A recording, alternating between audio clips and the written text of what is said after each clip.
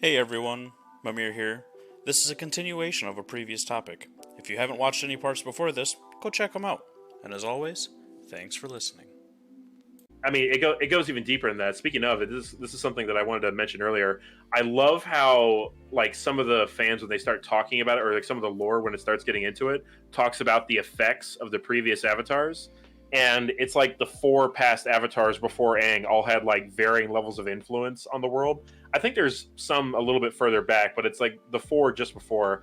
One of the ones that that it starts with is like the previous air avatar. It was like I want to say it's Yang Chin or something like that. I don't remember her name, but I she's the previous Air Avatar. We see yeah. her like in a couple of cutscenes or whatever, or a couple of flashbacks or exposés of airbending, whatever. But it shows her, and apparently her thing was that she was such an accomplished diplomat. Like she was so well renowned as as a peacemaker that she traveled the world her entire life and you know wrote treaties and negotiated settlements with different nations. That the peace that she built was so strong it lasted past her death, and that's why the Avatar after her, uh, Karuk, I think his name was the Water One, who was like we only ever see him like surfing, and he lost his girlfriend to Ko the Face Stealer. Yeah. He had That the he had it reason, easy. yeah, like in his time, the world was at peace, like Yeah, everything was fine. there's nothing for him to really worry about. That's why Yeah, he kind of slacked off and didn't really do a whole lot. yeah, no big wars to fight. Like the world was mostly still fine. Like by the time he was the Avatar, he's like, just go with the flow. Everything's cool. Like there's nothing really big to worry about. I mean, the inherent flaw with that idea that I can think of is, well, hey man, you got to maintain the peace. You can't just make it. You have to maintain it.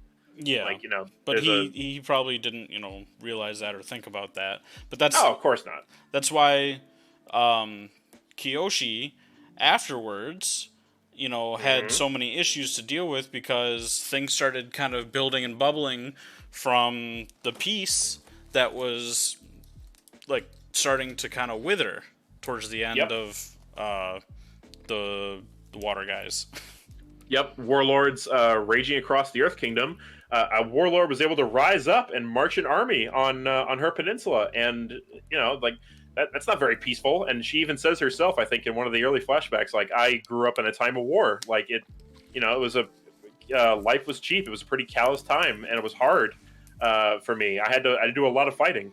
That's why she developed that sort of philosophy outlook where it's like, hey, look, sometimes you just got to kill the guy.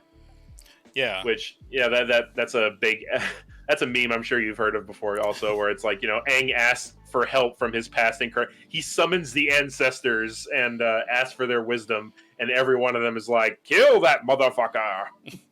It makes me think of that Kermit meme where it's like Dark Kermit or whatever, and it's like Aang's asking for advice and then Kyoshi kill him. But why you gotta um, I mean, it explains it though, because I mean, all those avatars more or less grew up in times where it's like they learned harsh lessons. I mean, uh, Kyoshi from fighting wars, Roku from he wasn't active enough, and so the Fire Nation started their war, or he couldn't kill his friends, so the Fire Nation became a serious problem. Um, Karuk, he wasn't active enough, and so he blames himself for losing his girlfriend to the Face Stealer. And even Yang Chen was like, "Hey, yeah, man, sometimes you gotta do the thing. Being the Avatar means you're a servant of all nations, not just the Air Nomads. So put your Air Nomad beliefs aside and do the thing." yeah, and that was I think one of the big things too is like Aang Aang had a hard time separating because he he didn't just like leave the air nomads, he lost the air nomads, so he was like desperately trying to cling on to that way of life because it was gone, Yep. so him dealing with the tragedy of basically not having any of his people and wanting to maintain that, he overlooked that, you know that's not the only way. Yeah, it's a good place to start because if you can get things resolved peacefully, like through diplomacy, yeah, that should be the way to do it. De-escalate the situation. But if de-escalation doesn't work, you got to move on to the next step. I mean, there's nothing wrong with peace. Like, like, I mean, hell, the whole point of defeating the Fire Lord is to bring about peace. Like, that's the goal. That's the end game. But I mean, it is actually, I think, one of the strongest points of the series that, like, literally everyone he knows, all of his friends, his own past reincarnations, are all telling him, Aang, you have to do this. I know you feel bad, but you can feel bad after. You need to do this. Like, But everybody. but I will say I'm glad that he found a way around it. Because if Aang Yes. actually had to push himself to do that, he would not have been the same afterwards. He would have turned cold and he would have been like, nothing I believed or nothing I have strived for matters in the way that I thought it did. And he would Yep. have lost the way of life from the air nomads. And I don't know if he would have been able to rebuild it later in life like he did if he would have done something like that. To sum it up, he would have sacrificed a piece of his soul, probably a very important piece, to accomplish his goals in the moment. And I agree with you. It was very good. I think ultimately that he found a workaround that satisfied both him and satisfied the world. I very much think that Aang did the right thing in the context of that situation. It was a Yeah. little bit Deus Ex Machina. I'll give it that. Like, the freaking lion turtle being like, "Oh, here's this magic power I'm about to give you that'll fix all your problems." Yeah, well, I mean, it does make sense though because the lion turtles gave the powers, so they should have the ability to give like their own power of being It able to give and take powers it because that's does, but that's what the, they yeah. sorry, I was just gonna say it makes sense, but they wrote that in later. They wrote that in when they got to Korra. This is just them initially writing Avatar when they had no idea what Korra was even going to be. Well, I mean, I don't know. Like I because they talked about how the lion turtles gave the power, like in Avatar. They talked about like that was how they got their powers, and the way that they learned how to use their powers was through like the separate means. You know, like the waves and the badger moles, the dragons, the air bison.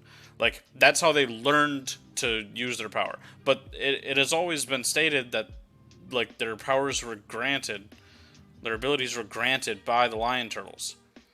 That's not something that was new for Korra.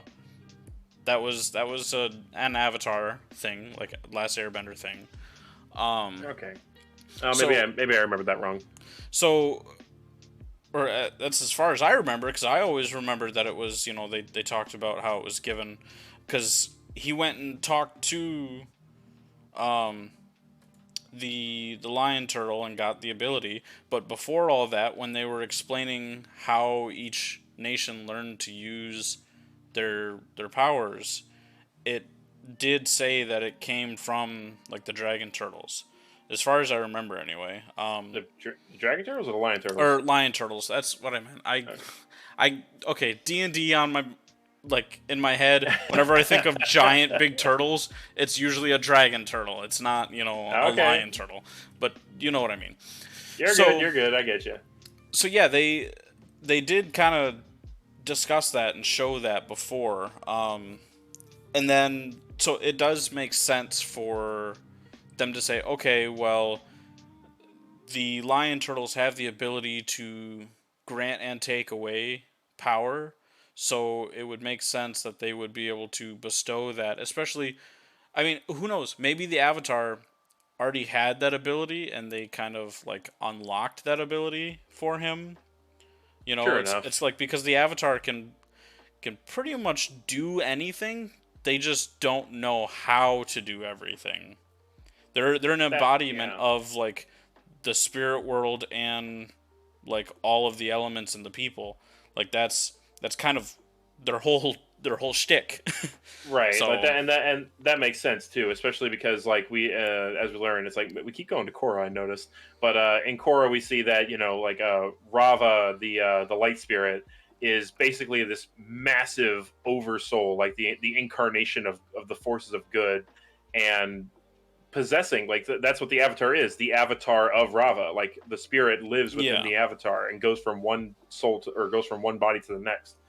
And it makes sense that a soul that powerful or that exists in that state would have access to all that. I mean, there's all these things we talk about, like the avatar being the bridge between worlds, like the representative of all nations. So it, like you said, it would make sense that the avatar does have the capability to do everything, even if they're not the best at it. Or it's like you can do this even if you're not the best. Like we see at different points that like different people are better at certain things in the avatar, but Yeah. the avatar's gift is that they can do everything to some degree. Yeah. The jack of all trades, as it were, and that makes them.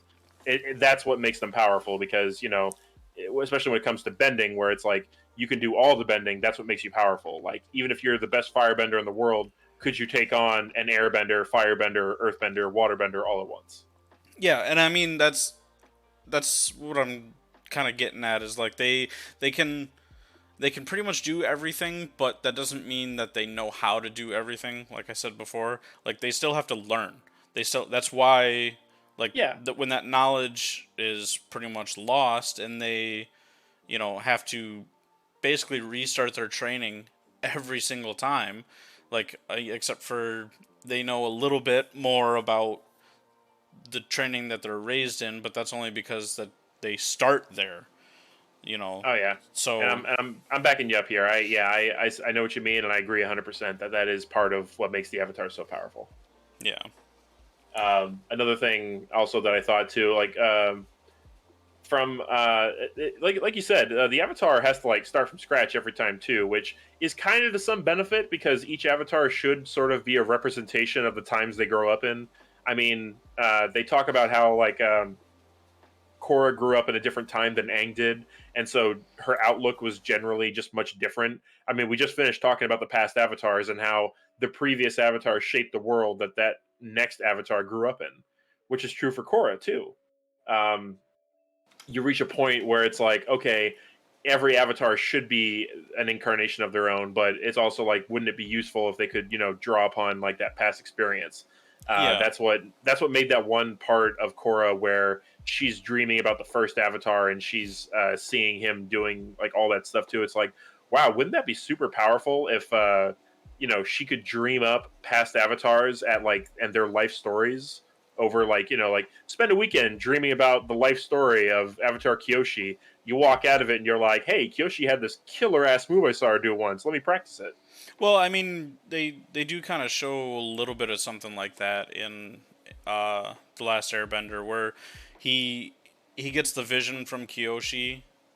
I think he gets the visions from Roku He as does. well. Like He channels them briefly at different points. yeah, it's they come and they tell him, but I think he even gets to kind of visualize some of it too.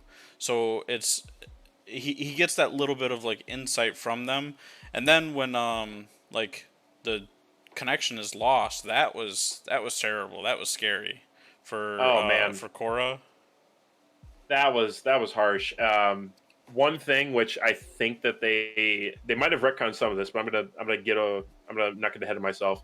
So yeah, her losing her connection to the past avatars was very sad because to me that's like not just like that cuts off all those stories from her. Like we can't going forward, we can't learn about those avatars in the best way that we could because now we no longer have that connection to them. Well, they And so they brought it back. They reestablished the connection.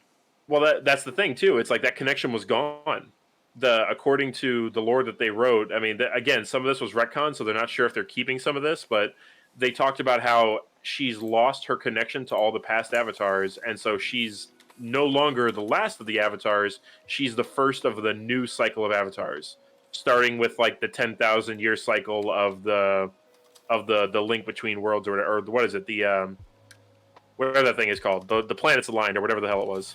Are are you sure? I'm almost positive that there was a part where she got reconnected to all of them like at the end of like a big arc, or maybe it was Aang that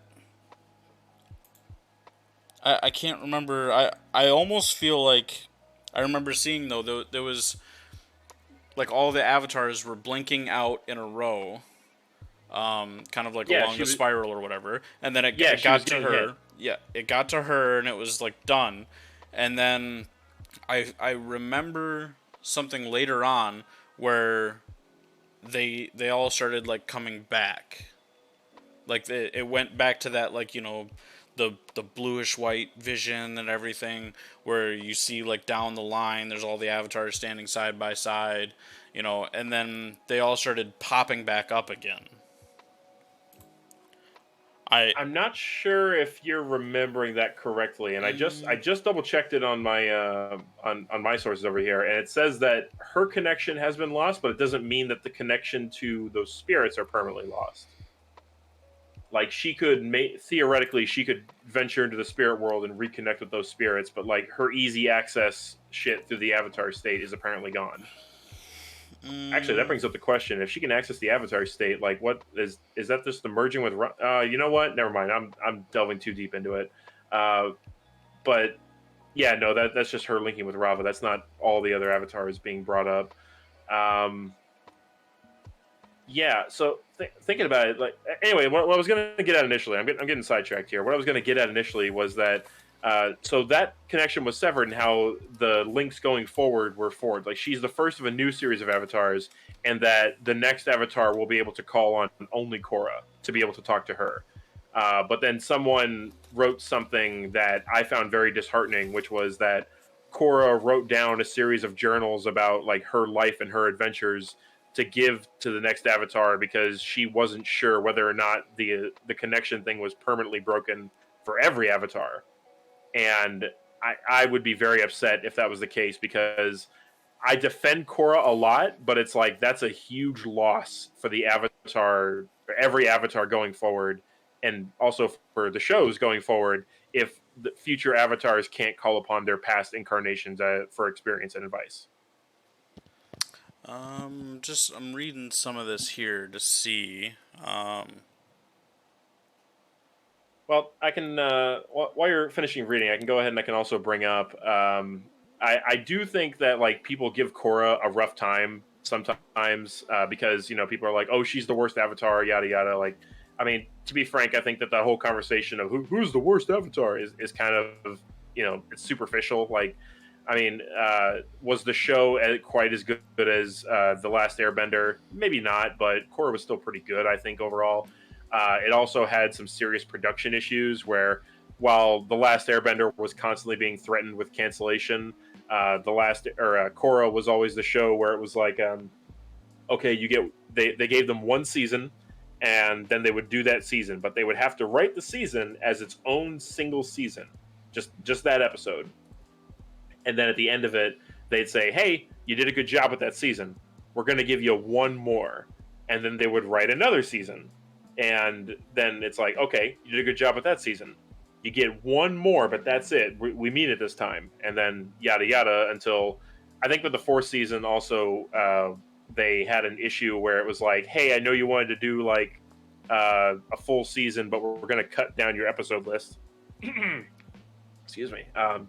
I think they cut out like 2 episodes that they wanted to do or whatever, so they had to condense the final arc a little bit more with like 2 less episodes to work with, which kind of sucks. But I think that Chorus is pretty solid for each of its seasons, because it deals with these very different concepts than what Aang had to deal with too. Like it's very hard to judge by comparison. Also, like who's the better Avatar. Um, like Aang would definitely struggle in different ways with the conflicts he was fighting. Like Korra had to fight social movements, which is I mean just stop for a sec to think about that. Social movements. She had to fight these ideas of like Amon, who was talking about equality for all, but really it was a form of elitism where it was just bring down benders or whatever.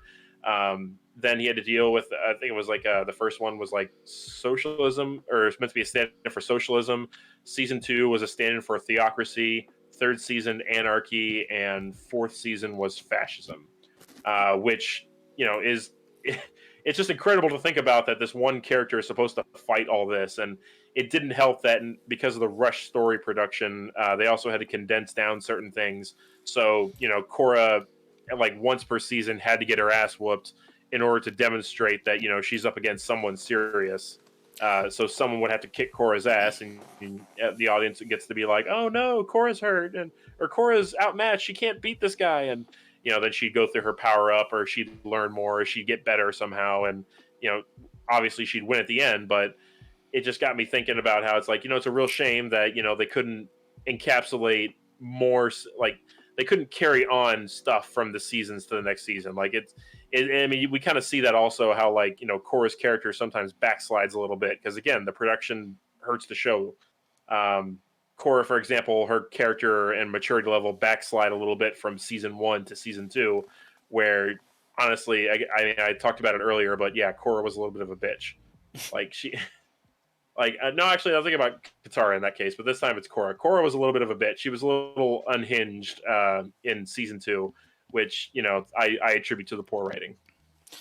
But Yeah, I overall, I still got a soft spot for Korra because again, she faced these incredible threats that honestly, I think it's a lot to expect anyone. Like, I don't think Aang would have fared any better facing the devil than Korra did. well, I mean, I feel like it definitely would have been different just because of his like personality and everything, and the way that he deals with situations. But just kind of reading through some of that right there while you were explaining that.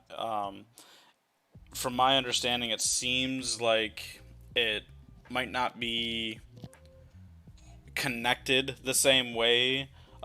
But she can travel to the spirit realm and she can meditate and talk to them. So it's not the same as like her like just going into like the meditation and like talking to them like you said. Um, so at least that's what I kind of understood from what I was reading about that. Because I know that she was like she spent all that time like in the spirit realm and everything, like meditating. Um, and I think she was able to talk to like uh, some of the past avatars that way or whatever. So I think she still can connect with them, just not the same way that like it happened Right. before. So I think that I don't know. I'd have to rewatch some of it. I think that she can or whoever the next one will be able to like possibly have like the connection, but not maybe not the same way that Aang had the connection. Maybe he's got to do it more like Korra, because I think didn't they come out with concept for like the next guy, or they talked about it or something.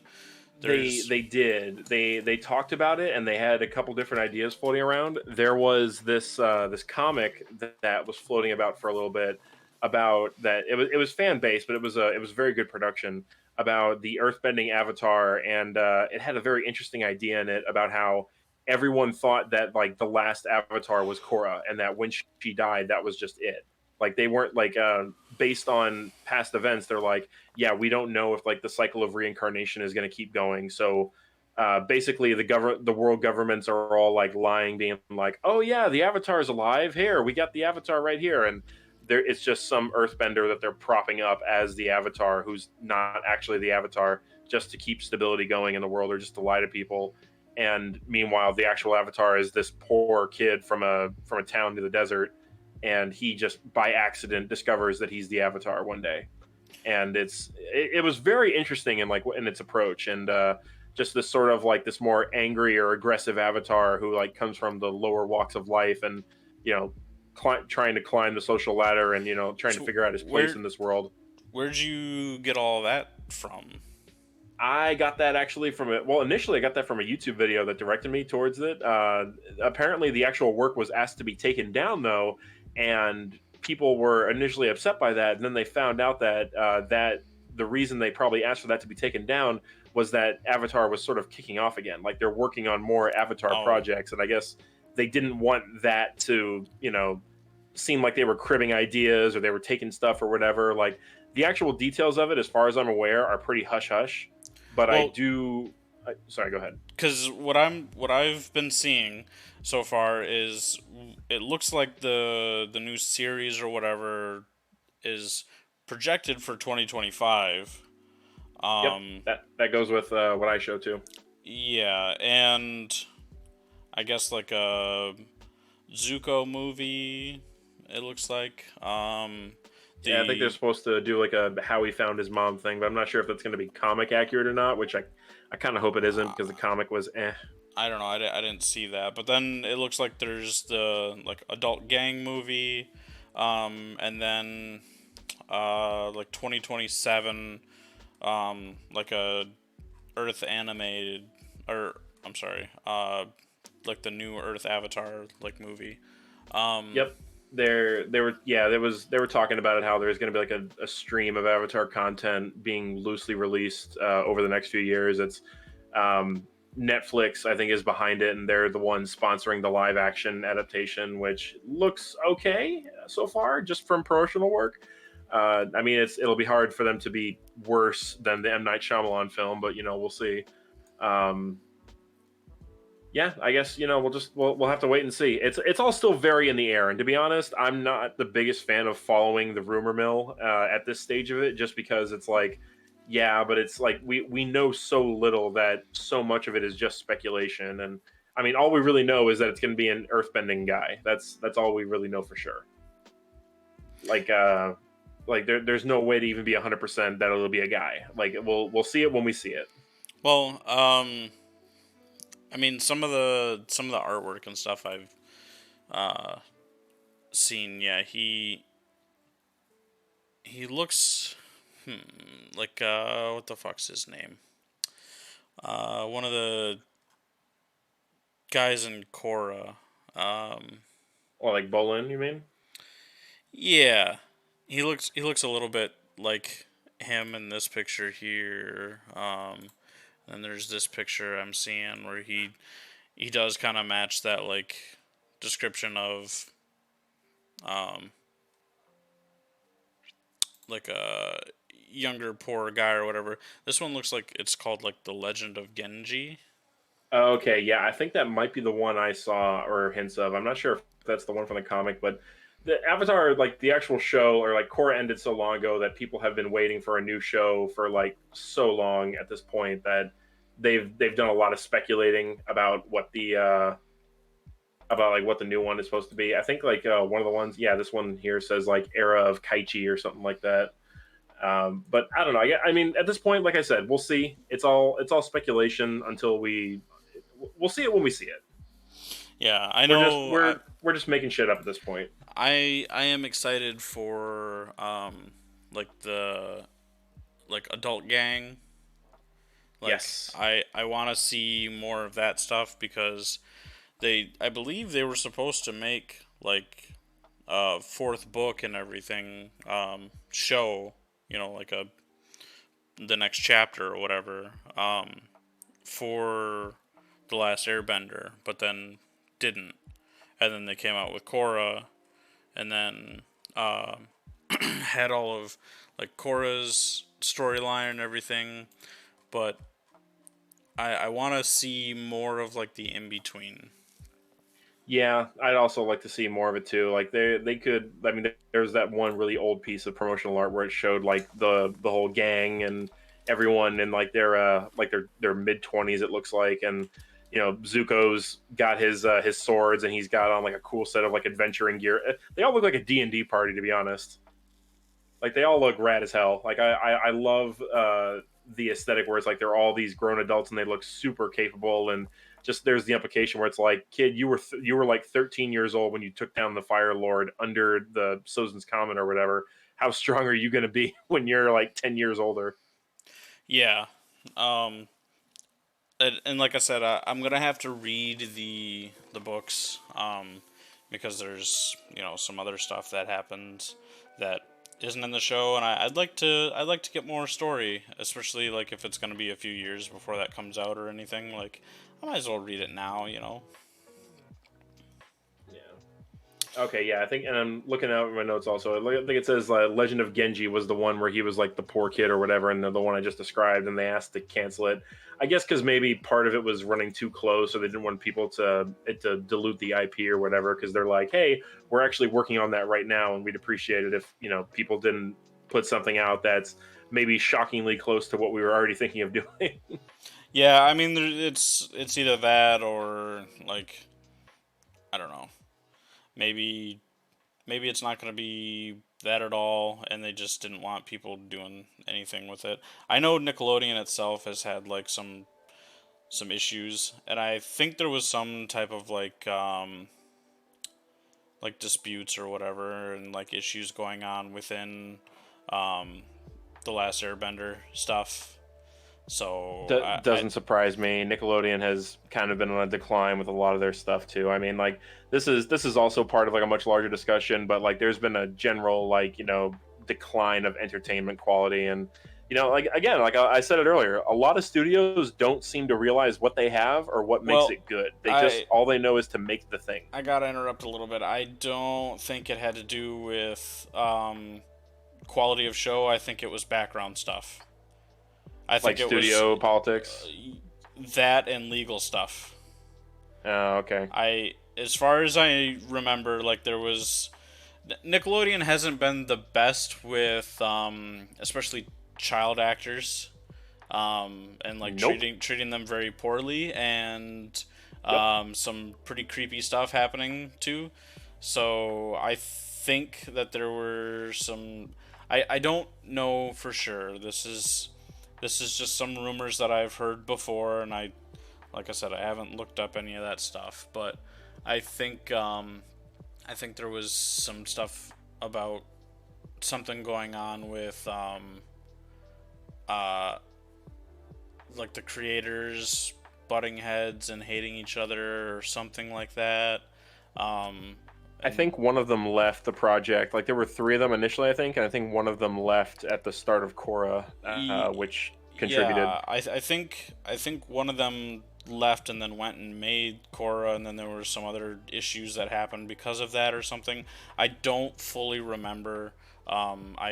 I only heard little bits and pieces of what like happened or whatever, and heard like some interview stuff or something.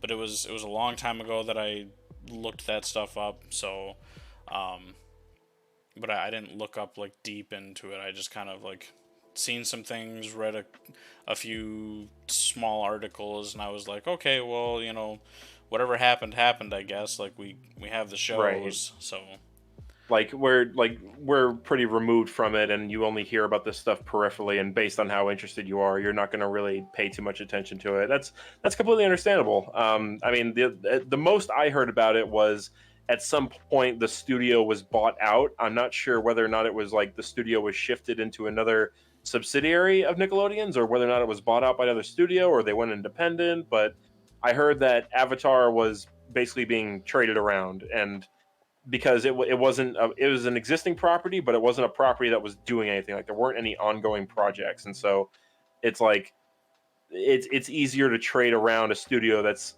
caught in the middle and not really doing anything than worry about projects that may happen in the future. It's like we've been waiting so long for a sequel to the Avatar franchise that it gets to a point where it's just like, okay, well, we'll hear something when we hear something, and now we're hearing that over sometime this year, I think we're expecting an announcement of like the live action show or whatever that's I think is supposed to be popping up on Netflix, maybe Paramount, probably Netflix though. I think last I heard it was Netflix, and it was like what did it say? Was it supposed to be later this year or next year or something like that? I think it was like Right. 2024 or something. It was when it was supposed to be out. I don't remember for sure. Right, and then they have like a stream of content coming out like every 4 or 5, 6 months or so through 2025 and then 2026. It just it depends on where things are. Like we know so little. Excuse me. Yeah, we know so relatively little about it that, and they're keeping such a lid on it that again, a lot of this is just speculation and rumors. Yeah, but I don't know. I'm pumped and excited for stuff like that. Hell yeah.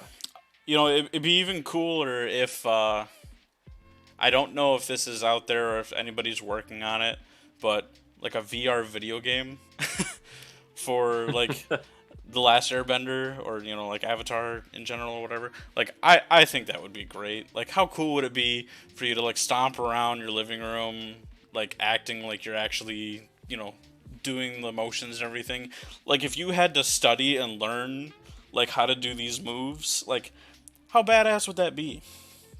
That could simultaneously be awesome, but also extremely dangerous because I'm just imagining trying to do like a spin kick in my own living Well, room and hitting everything. I think they would probably keep it pretty basic to like hand movement stuff, like or you have to crouch while you do this or you have to like jump over here, but I don't think they would have you doing like, spin kicks and things like that. I mean, maybe they could implement something like that with the full body tracking, but I don't think it would come down to that. Nah, probably not. I mean, even if it was basic, though, I agree with you that it would be something cool to see. Like, it would be nice to see it, even just like a basic Last Airbender style game where it's like, I don't know, maybe it's like Escape from the Fire Nation or whatever, and it's like, you're playing a character, you just select an element and then you have at it.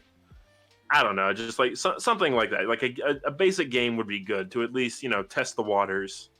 Yeah, what if you went on your own like journey to go learn all the elements as like the new avatar?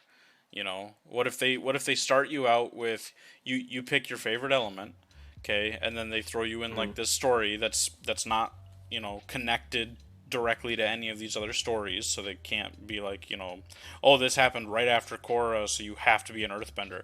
Like, it can be like, well, it's been such a long time since then, like you picked this element, so that means it's been however many years, past. Something like that or whatever. And then you go on like your own journey to learn these other elements. So you start out with one element that and then you go to like the next places, travel, across this and learn these new techniques. And then something happens with like a conflict. I don't know exactly what. Like maybe somebody's trying to rise up again or whatever. And they just have like a basic placeholder that's like, if you didn't, or if you picked a certain element, they'll give you one of the other three like instigators. So it's not like where you're from. It's like, one of the other nations has an instigator of some kind, and That's an then idea. yeah, like and I would like to develop video games, so I don't know, maybe if somebody wants to get on that, like I can help write some story and somebody can help program this shit and design shit with me. Excuse you, I believe between the two of us, I'm the one with writing experience. Well, I mean, I wouldn't say like I have none. I also have like a decent amount of writing experience. I've written I'm just messing with you, Mimir. It's all right. I've written my story for the video game I want to create. Um, Yeah, it's I've not seen it's some of not it. yeah, it's not fully fleshed out, but I got a good amount. So Honestly, if because I think that starting simple is better because it's probably going to be easier to start if you can keep it simple but fun. Like that's probably best for like a starting project. Like what you described sounds like a great game that they could they could make and it'd be a great long production. You could spend hours playing it or whatever. But I was thinking something along the lines of like a pro bending game where it's like, all right, you have a team, pick an element, and then well, you yeah, and that'd be two cool too. NPCs or you and two friends go off against other players and you could even add like a multiplayer function to that. Yeah, Just that would. something simple, like you don't require like elaborate footwork or elaborate like gameplay or mechanics or a whole full story. It's like no, it's an arcade game, but it lets you experience, and maybe you could have like a gym setting where you could like practice advanced moves or whatever. Yeah, I mean that definitely would be another uh like pretty cool idea to have like a multiplayer system where you could like kind of like how Rec Room has like some stuff, you know, in VR. Like I think that would be kind of cool. Like you're in a pro bending team, you know, just get a couple of your friends and bend away. That'd be good. Bend away. Uh, Yeah, no, that'd be cool. Oh yeah. Also, so something real quick. I remember I wrote down. I wanted to mention earlier. Circling back to everyone's favorite character, Toph. Someone mentioned this is just like a cool idea that I thought was really awesome about how like like people add on like stuff to like the Avatar universe that makes stuff seem like different in context or whatever. People were talking about how like so Toph can't read and Braille doesn't exist. Like she can't sense the ink on a piece of parchment because that's more water based than it is mineral based. She can't sense the minerals that finely. So she can't really understand the words when she tries to sense them on a piece of parchment. But one thing that I remember someone brought up, which I thought was just a brilliant expansion of the innovative ideas that go into Avatar and like bending the elements and stuff, was someone talking about wait, what about pencils and pens in our world, which use lead or graphite, which are more mineral based? Would Right. she be able to read a piece of paper if it was written in graphite, for example? Like if I got a lead pencil and I drew a doodle, would Toph be able to sense the doodle and be like, "Oh, you drew a smiley face"? You know what? I think uh, I I don't know because then we would have to figure out, can she sense if I put dirt in a bag and hung it from a tree, can she sense that? Or does it have to be like connected to the ground in some way? Because like again, the same with the sand, like it was fuzzy for her. It made things blurry because there's space in between the sand. It's not solid. Now this would have to be vibrations or sensing, like up the tree, across the limb, down the rope, around the bag, and into the dirt. Or can they feel the element? That's the thing. Is like, can a waterbender feel the water moisture in the air, or can they just pull from it knowing it's there? Can an airbender feel the pressure of the air around them? Can a firebender feel the friction to ignite the air? Like how does it work? Because then, like, if Toph can feel like the actual element itself and not just like sensing through vibrations or whatever, then yeah, I'd say she probably could read what's on the paper. Um, Yeah, this I is don't this is I don't part know. of the fandom that I really enjoy, where it's like we start rules lawyering what we know about powers and magic and shit like that, and we just start trying to figure out. It's like, well, technically speaking, could we do this? Well, I mean, yeah, that's the thing is like, would it be possible for her to be able to sense the element, or does it all have to do with kind of like her being able to sense it through vibration? Because it makes sense with, like I said, the sand, and when she does like the seismic stuff with the metal, she's understanding the molecular makeup of the metal, you know. Right, and then there's when she gets that necklace from Sokka, though, we see that she can bend that necklace into various shapes Oh, without because like holding it. it's meteorite, yeah. Yeah, the material, which I think is like different.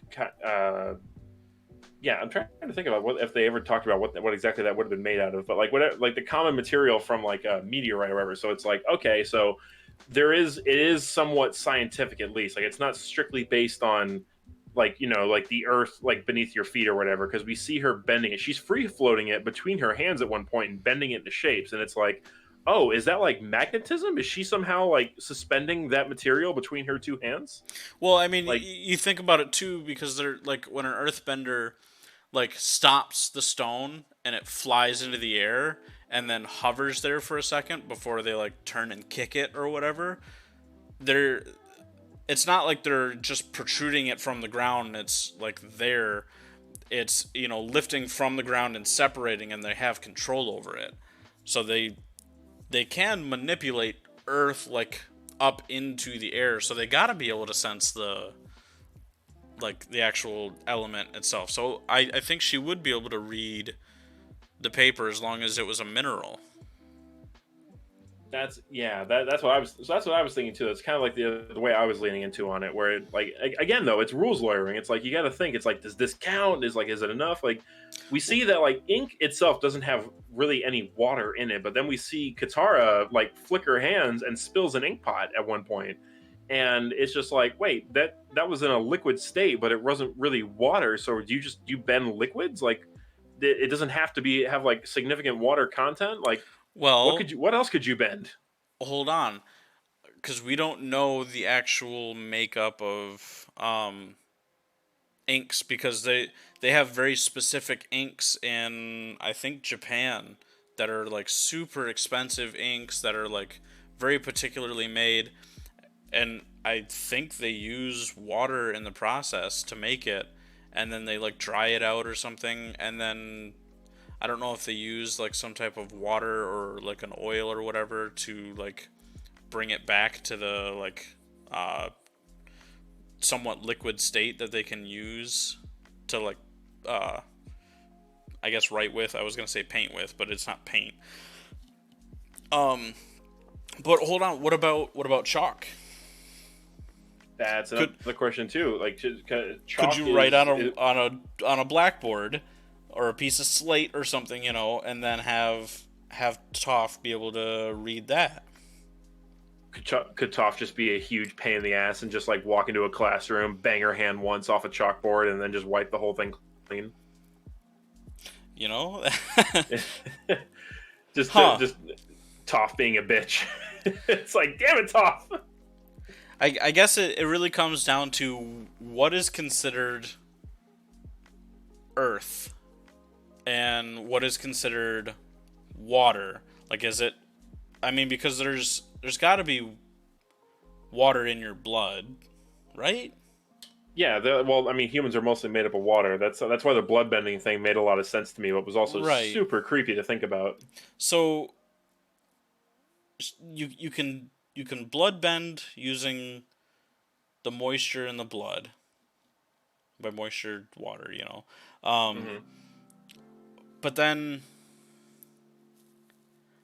like other things have moisture in it. Like if you squeeze and compress certain things that normally don't have like an actual like moisture to it, like you can get moisture out of plants, and there you have those water benders that are like the Floridians. Hmm. um so they can bend the water in the plants and everything. So is it just, I don't know. To be specific, I think the swamp benders are more like Cajuns than anything else. Yeah, but Little Floridian in there too. It's like, hey, look, boy, look at them gators. um so I know I looked up the chart earlier, but I don't remember if this was on there at all. But mud, like, Well, we see actually Katara and Toph get into a mud fight at one point in the middle of training Aang. They start fighting each other because they get pissed off at one another. Um, Toph can bend mud, but I think Katara can also bend it to a degree because she uh, bends the moisture in the mud, and yeah, I didn't Toph like stamps her foot and cleans herself off at one point. So she's like she controls it too. yeah, I didn't fully remember that. But yeah, there's like there's like subcategories of it all too. So I mean, Aang and Katara. I remember in the first season there was that episode where they what is it? It was with a fortune teller, and they had to like bend the clouds in a certain way. And Aang was like, "Hey, I'm not sure if I can do it alone. Katara, you have to help me bend the moisture in the clouds." And then the two of them together were able to do it. And there's the question: it's like, could one of them have done it on their own if need be, or was that a two-person job? well, I feel like, yeah, I feel like Katara could have, you know, bent the clouds because its clouds are moisture, or Aang could have bent the air around the clouds to move the clouds. I mean, obviously, he's the Avatar; he could bend water too. But if he was just a soul like Airbender, Yeah, I there's I yeah. feel like Also, he could have just blew the clouds with enough air pressure.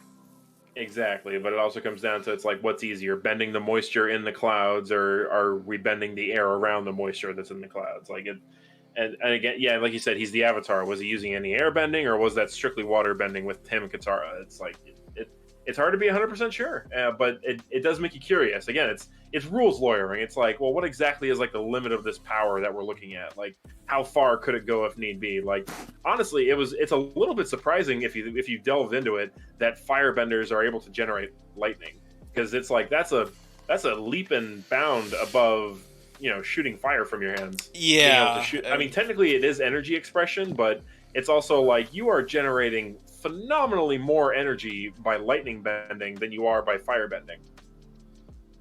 yeah, Like where does that energy, like you're basically breaking the laws of thermodynamics when you bend, period. But lightning bending is probably one of the most bullshit examples of it. yeah. And the whole combustion bending shit too. That's a whole another time. I still scratch my head over that because I'm trying to figure out. It's like, was he like compressing the air, or something? Was he causing like a vacuum type explosion? Like, it's ambiguous, and that's okay to me. But I'm all right with that personally. Like, it can stay ambiguous, and I can speculate. But that's my going theory on it. That he was creating some sort of vacuum type explosion, or whatever, and that, or he was used. I don't know. It gets complicated. But then it's like, is that technically air bending? It's like, whatever. Yeah, I don't know. It's Man, real quick, let me just mention Combustion Man seemed like a villain from a whole different show. yeah, Like, didn't he? Yeah, like it was visually. Yeah, I think he was actually shaded differently from the other characters too. Like his muscles and his torso and face and everything were like all a different like color shade or whatever. But it was also like he's Combustion Man. It's like, seriously, like Sokka, I blame partially for that because that's just part of his character. But at the same time, it's also like, damn, you seem like you should be on a different show fighting, I don't know, the Teen Titans or something. yeah. I mean, it's again with firebending. It's like you said, more like energy. That's the best way I can describe fire bending. Is it's got to be energy, or else how are they controlling lightning? How are they able to combust the air? Right. It's got to be enough force and energy to like go through. And I think the even though it's very powerful, I think the weakest part of that is just energizing the like air around them to like get enough friction to cause flame. I think that's why they are technically fire benders, is because they control like the energy around them, and they're able to get just enough of the molecules moving to get friction to like ignite. That's why you have like spontaneous combustion, where it's like things just catch Yeah. on fire, you know, instead of like a laser exploding, but this is more like they can just cause a fire to happen. Right. There's some really good like stuff that people have written. Cause man, it's like, and I mean, we call ourselves nerds, but there are some people out there who go real deep into this stuff too. Like they dedicate like thesis level papers to writing about how this would have to work, or like, or why it could work, or something like that. Like the science that goes into like bending or whatever, and how it like defies reality as we know it, but also how it's like, yeah, there's a process to it though, and so it has rules. It's not just magic. It has to operate by a certain set of boundaries, and it can't escape those boundaries. Yeah. I think one of the best ones that I wrote, that I remember reading, was someone talking about like just some characters in an offhanded way. We're talking about like the amount of energy that would have to be expended. It's like maybe like the blood composition of like people on that planet is different from normal baseline humans, because there has to be something that helps them generate that level of energy to achieve these feats. So there has to be like, I don't know, like they're like, part of it is probably spiritual, but it's also like, where does this energy come from? Maybe their souls are much more like powerful inside their human bodies or something, and that might explain how we see things like them jumping 20 feet in the air or whatever. Like, because even the people who aren't benders are able to sometimes do shit where it's like, okay, that is physically impossible. Like a normal human can't do that. Yeah, I Like mean, Ty Lee did some shit every once in a while where I was like, okay, circus goer or not, you just did something freaking amazing. well, I mean, if you look at some of these like tribes in Africa, they have learned how to like jump super high. Um, just because that's part of how they hunt. That's just kind of part of their everyday life. I mean, obviously, I don't think somebody who they're just training to be able to do this within the past like 10, 15 years of their life or whatever. Like, no, I don't see that happening.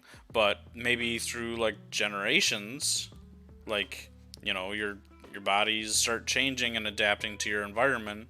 Like, maybe slowly your kids over the next few generations are going to be a little bit better, a little bit better, a little bit better, like slow evolution. So maybe that's just kind of how things have played out with like their world.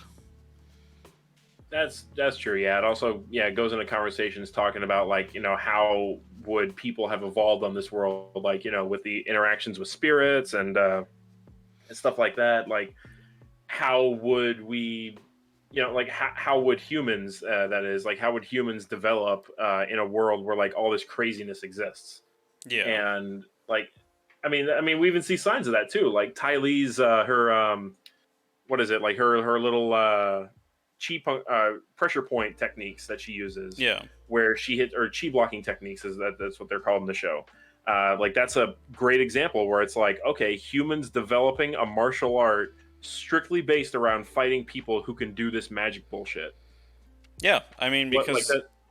yeah, they have like all these people who I mean, because bending is it's normal, but it's not common. Well, It's not like everybody can do it. It's definitely something where it's like, oh, you're a bender. That's so cool. It's right. it's like maybe what, one out of every 5, 10 people could probably do it. I don't know exactly what it would be, but that's generally what I can kind of see it as, because you don't have everybody running around bending all the time. You have you have a lot of benders, but it's not like you know oh, 6 of my neighbors are benders. Right. I mean, we even see that too, where it's like it's not the most common thing, but there is like that social, like in the first episode. Jesus Christ, we keep going to Korra. The first season of Korra, we even see it's like there's social tension that exists between the haves and the have-nots. Like there's Yeah. people who can bend, and there are others who think, well, that gives them an unfair advantage in society. And so there's like this sort of this social struggle where it's like, well, how can these things be equal? Like maybe they're not, maybe it's the cause of social upheaval or other problems or whatever, like it just it like you said, it's common to a degree, but it's not like the most common thing in the world. Yeah. Um, but I think that about wraps up our stream for today. We went 3 hours today, so we'll get a couple episodes out of this. I'm not ashamed. Yeah. Um, but I just want to say thanks again, guys. Quick little update. We're probably going to be doing some different type of content here, so make sure you watch out for that. It'll be a little bit of a secret. I mean, I'm sure Heck we've yeah. already said it before, but we'll surprise you with it. We're gonna try and branch out. Yeah, we don't know entirely what we're gonna do yet or how we're gonna do it, so we're gonna experiment a little bit. So when new content comes out, let us know what you think. Let us know, if there's anything we should kind of tweak about it. And again, let us know about this new overlay. If you prefer the old one, okay, we can try and go back to that if enough people want it. Or if you like this new one, we can do that instead. Um, check I've out the already cast a vote in favor of the new stuff, so if you like the old stuff, you're already one behind. Yeah, so make sure you check out the merch, check out our YouTube channel. If you're on YouTube, check out our Twitch channel. Make sure to give likes, follows, comments, subscribe. Do everything to kind of help support us, and we do really appreciate all of it. Yeah, I guess the only thing I want to add is that thanks for joining us, guys. If there's anything we didn't cover, or you guys want us to revisit this topic in the future with something else, go ahead and hit us up. Let us know. I for one wouldn't mind talking about this again. There's a bunch of stuff we didn't talk about here just because I thought it would go off on a whole different tangent, or there was something else I wanted to talk about instead. But yeah, if you want us to revisit the topic, go ahead and let us know. If you want us to talk about something specific, once again, just hit us up. That's pretty much all I got. Keep an eye out for some new stuff we might have coming out pretty soon. Yeah, Mimir, that's all I got. Yep, I think we're all set. All right. Good night, everybody. Take us out.